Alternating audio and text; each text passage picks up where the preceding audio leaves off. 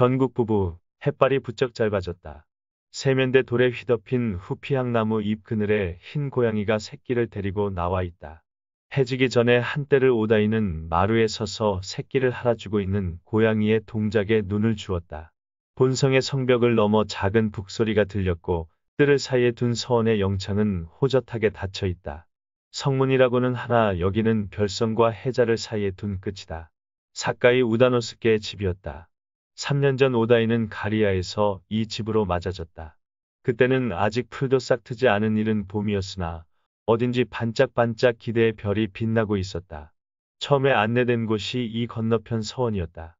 거기서 오다이는 어머니 가야인을 대면하고 아직 보지 못한 히로다다의 기질이랑 새 아내의 마음가짐에 대해 주의를 들었다. 그래, 그때는 14살이었어. 그것이 지금은 17살이 되고 맞아지는 사람이 아니라 이 집의 조그만 별채에서 대나무 울타리 속에 갇힌 사람으로 되어 있다. 그저께 순부에서 사자가 왔을 때 노신들이 협의한 끝에 부부가 함께 맞아들이라고 지시를 했다. 오다이는 오랜만에 주섬주섬 남편 곁에서 시중들며 본성의 사람이 되었던 것인데 그것이 오히려 더 잘못이었다. 안색이 좋지 못하다고 물리쳐져 다시 이 별채로 물러나오자 사카이의 가신들이 문도 없는 대나무 울타리를 묶으려 왔다.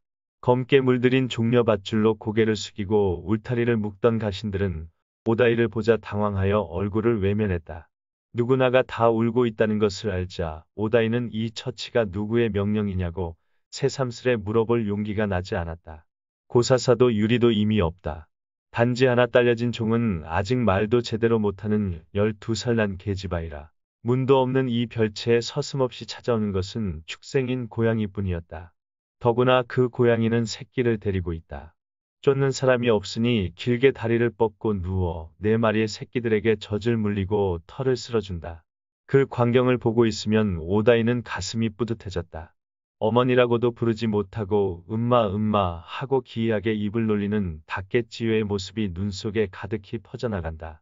아마노의 아내 유모인 오사다의 젖이 잘 맞아서 닭개찌요는 땅을 뚫고 나온 죽순처럼 토실토실 살이 쪘다. 아주 그럴싸하게 가로 주름을 이마에 새기고 두 주먹을 꼭 쥐고 있다.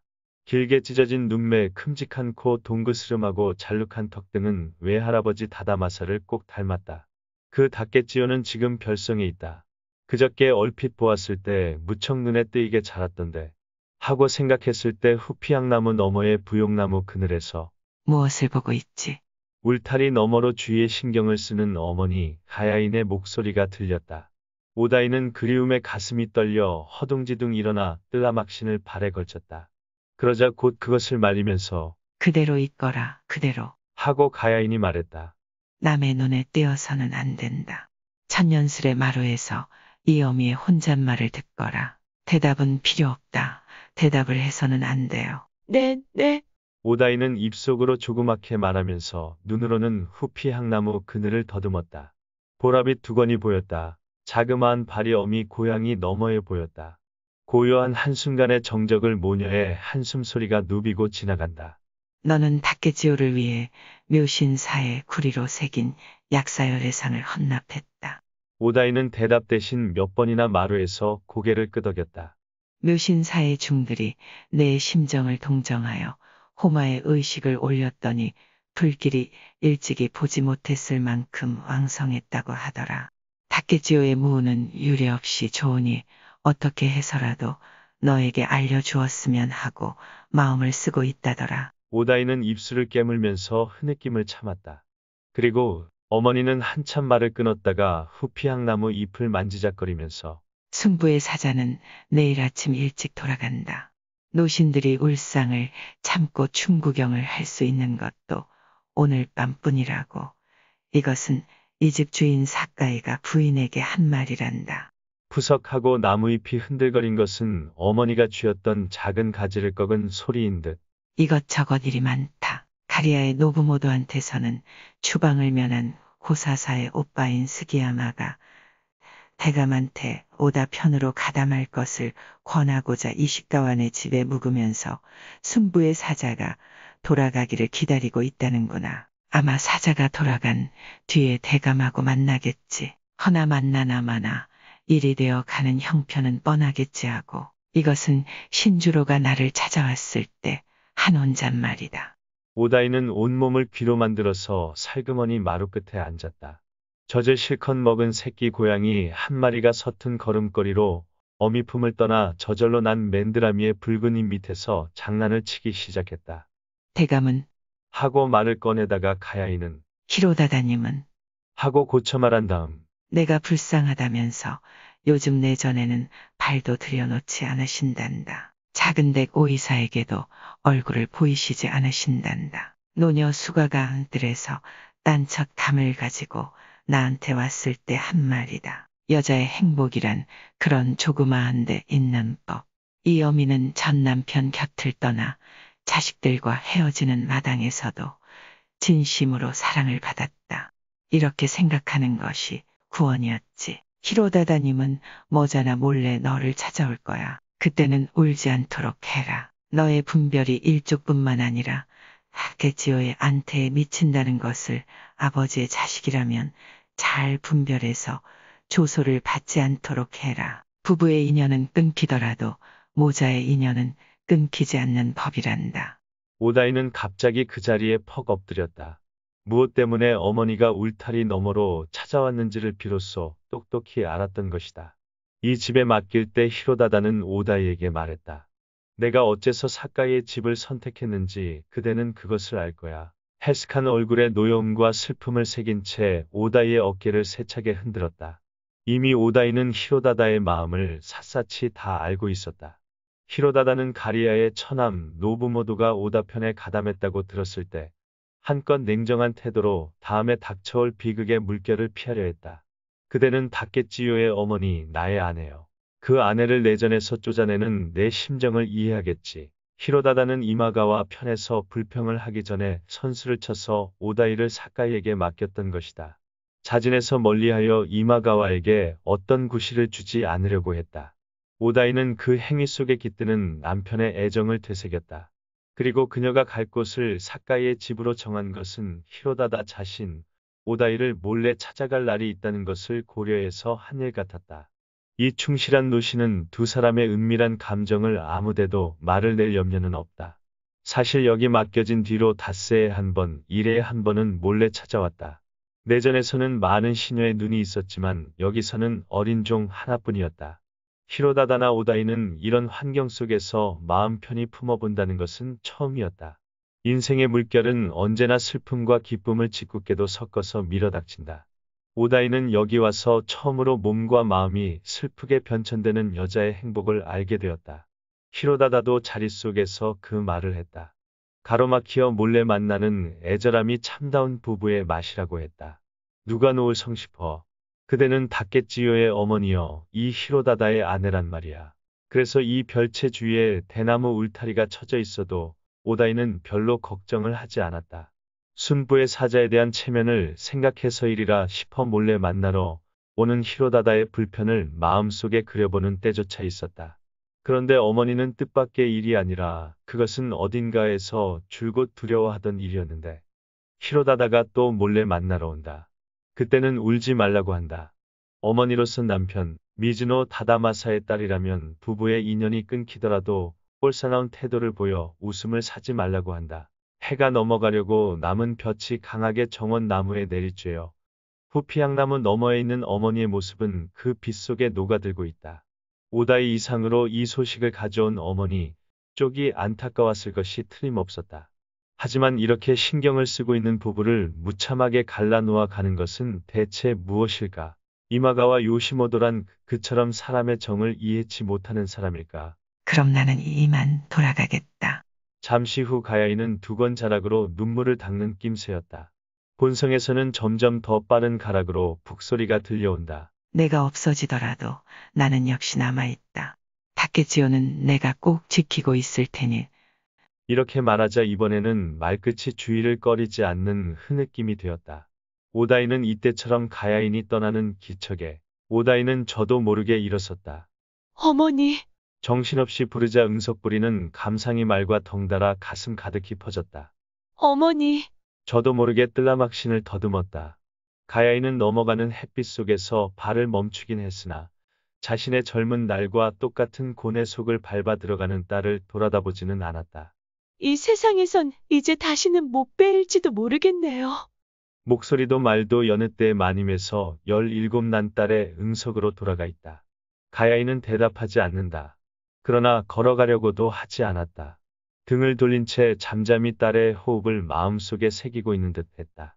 아직도 하고 싶은 말이 많았지만 그것은 입에 담을 수 있는 말이 아니다. 가리아의 노부모도가 분명히 오다 쪽으로 거취를 정해버린 이상 마스다이라의 중립이 있을 리가 없으며 오다이가 떠난다는 것은 다시 이 땅을 싸움터로 만든다는 징조였다. 한편은 남편과 자식, 한편은 형제간의 슬픈 전쟁을 과연 이 딸은 견뎌낼 수 있을지 없을지. 어머니, 한 번만 더. 완전히 이성을 잃은 오다이의 말을 듣자 가야이는 돌아보는 대신 앞가슴에 염주를 만지작거리면서 조용히 울타리를 떠나간다. 오다이는 푸른 대나무에 상반신을 밀어댔다. 해가 떨어졌다. 무기 창고 지붕 위에서 연한 보랏빛 노을이 갑자기 주위에 퍼져가자 서원의 영창만이 저물어가는 가운데 슬프도록 하얗게 남아 보였다. 오다이는 입술을 깨물며 울지 않으려 했다. 어머니의 모습을 망막 속에 남겨 있지 않으려고 필사적이었다. 이마가와 편의 사자는 그 이튿날 진시의 광대들을 이끌고 오카사키를 떠났다. 히로다다는 노신들을 거느리고 이쿠다 마을 끝까지 전송했다. 작별 인사를 나눌 때까지는 어쨌든 명랑하게 보였던 히로다다였으나 돌아올 때는 이마에 굵직한 신경질에 힘줄이 섰으며 지나치도록 흰 볼을 장미빛으로 물들이고 있었다. 이 길로 그대 집으로 가. 이시가와네 집에 기다리게 해놓은 가리아의 사자 스기야마를 본성으로 안내하지 않고 대면하려는 것이었다. 대감, 뭐요? 참는 것이 중요한 일입니다. 이시가와가 타이르자, 나는 참기 위해 태어났단 말인가. 히로다다는 마상에서 하늘을 잔뜩 노려보며 내뱉듯이 말했다. 옳은 말씀이요. 언제든지 참아야 한단 말인가. 죽을 때까지 참으란 말인가. 옳은 말씀. 히로다다는 입을 다물었다. 노신들은 말없이 뒤를 따라갔다. 영마 어구에 이르자 히로다다는 말에서 내렸다. 내가 잘못했어. 가리아의 사자를 정중히 본성으로 안내하라. 두 눈을 불그레하게 물들이고 이시가와에게 말했다. 어저께부터 일기 시작한 바람이 아직도 자지 않고 막루의 큰 지붕 위로 구름이 빠르게 흐르고 있었다. 히로다다와 가리아의 사자와의 대면은 사자의 말을 듣는 것만으로 끝나고 말았다. 무슨 말을 해도 히로다다는 단지 하고 고개를 끄덕일 뿐 답 같은 답도 하지 않았고 상대의 노고를 위로하지도 않았다. 어쩌면 머릿속에서 완전히 다른 것을 생각하고 있었는지도 몰랐다. 이패한 이시가와가 주군께선 요사이 건강이 좋지 않아 아직 기분이 쾌치 못하시오. 옆에서 좋게 이야기를 하자 그제야 정신이 든 듯이 노부모도님께 잘 말씀 전하시오. 하고 마지막 말을 하였다.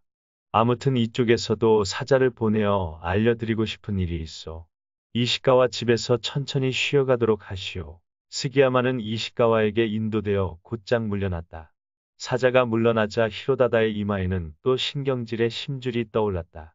그대들은 왜 물러들 가지 않나? 아직 내가 참는 태도가 부족하단 말인가? 아니올시다. 그 심정은 잘 이해하고 있습니다. 나이 많은 옥구라는 이렇게 말했으나 신밧지로는 바로 그 말 끝에 죽으는 성안의 늙은이들이 그렇게도 마음에 거슬리십니까? 뭐라고 했나? 참는다는 말은 당치도 않은 말씀이요. 참을 작정으로 참아서는 아니 되오. 참을 작정이 아니라면 참는 것이 아니지. 안 된다면 노하심이 좋으시겠죠. 주군이 노하신다면 노하셔서 싸움을 벌이신다면 오카사키 당은 기꺼이 그 뒤치다거리를 하다가 죽겠습니다. 마음대로 하십시오. 여봐 신바지. 형 신주로가 옆에서 가로막자 신밧지로가 하고 고개를 설레설레 저으면서 형님 알고 있소. 나는 다만 주군께 이마가와나 가리아의 사자 따위에게 꾸물꾸물 마음을 쓰시지 말라고 말씀드리고 싶어서 그러오. 사자 너댓쯤은 태연히 취급하시어 참는다는 것 따위 생각지도 마시고 이것을 평소의 일이라고 배짱 크게 생각해 주십사 하는 거지요. 히로다다는 이렇게 말하는 신밧지로를 물끄러미 바라보며 알았어 신밧지 그대 말이 지당해. 나는 지나치게 마음을 쓰고 있어. 신밧지로는 그만 진력이 나서 외면을 했다. 대번에 알아차리는 마음 약함을 간하고 있건만 그의 마음은 통하지 않는다. 죽은 뭐야 마음이 울적하신 때는 성안이 발칵 뒤집히도록 마음대로 하십시오. 늙은이들이 기겁을에 자빠지도록 말입니다. 신바지 그만하게. 이번에는 옆에서 사까이가 말렸다. 주군께서 필요하실 테니 우리 모두 물러가서 쉬시도록 합시다. 그날 밤 8시 무렵이었다. 오다이가 갇혀 있는 대나무 울타리 앞에 히로다다가 와 선 것은 칼을, 히로다다는 시종에게서 칼을 받아들자 나는 들어가야겠다. 고함치듯이 말하면서 그 울타리를 후려베고 있었다. 대나무 울타리에 한 칼을 내리친 히로다다의 얼굴은 창백했다. 손도 무릎도 부들부들 떨리고 있다. 다시 칼을 휘둘렀다. 에잇! 바삭하고 메마른 소리가 나며 이번에는 십자로 묶어맨 매듭이 비스듬히 끊어졌다. 이 소리에 놀라 별채의 영창이 안에서 열렸다. 깜짝 놀란 오다이의 얼굴이 침침한 불빛에 떠올라 그 눈만이 반짝반짝 살아있다. 신바찌 녀석이 멋대로 행동하라고 했겠다. 건방지다. 죽은 나도 멋대로 행동하고 싶은 심정은 태산 같다. 그러나 내가 멋대로 행동한다면 일족 신하들은 어떻게 된단 말인가. 죽은 목소리가 크다고 하려 했을 때 히로다다의 칼은 3번째 휘둘러졌다. 대나무 울타리는 그곳만이 네모꼴로 길을 열어 발밑에 내린 이슬이 불빛에 반짝거렸다. 나는 이 울타리가 견딜 수 없어. 멋대로 하라기에 배웠을 뿐이야. 오다이는 저도 모르게 눈을 내리깔았다. 미친 듯한 히로다다의 흥분이 어디서 나오는 것인지를 오다이는 이미 알고 있다.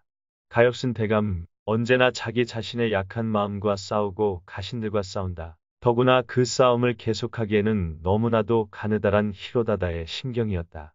생각했다가는 후회하고 후회했다가는 노하고 노했다가는 다시 반성하여 늘 무거운 짐의 물결에 휩쓸린다. 아마도 이곳에 울타리를 묶게 한 것도 이마가와의 사자를 꺼려한 이 히로다다의 짓이었을 것이다. 그리하여 그 약함에 대해 지금 스스로 화를 내고 칼을 휘두르고 있다.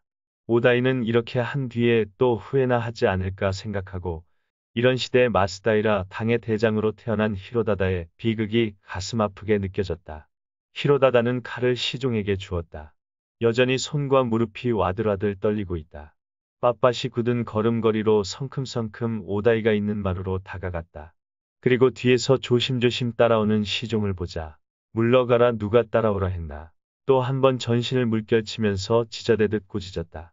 물론 그 목소리는 사까이의 집안에 온통 들렸을 것이다. 그러나 아무 데서도 달그락 소리 하나 나지 않았다.